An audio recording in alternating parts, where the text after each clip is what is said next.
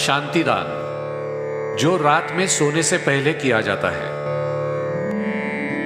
कृष्णाय वासुदेवाय हरये परमात्मने प्रणतक्लेशनाशाय गोविन्दाय नमो नमः।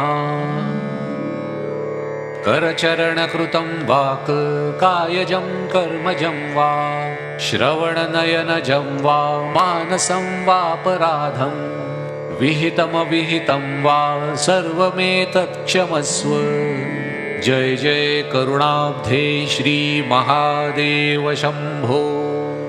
त्वमेव माता च पिता त्वमेव, त्वमेव बन्धुश्च सखा त्वमेव, त्वमेव विद्या द्रविणं त्वमेव, त्वमेव सर्वं मम देवदेव, त्वमेव सर्वं मम देवदेव, त्वमेव सर्वं मम देवदेव।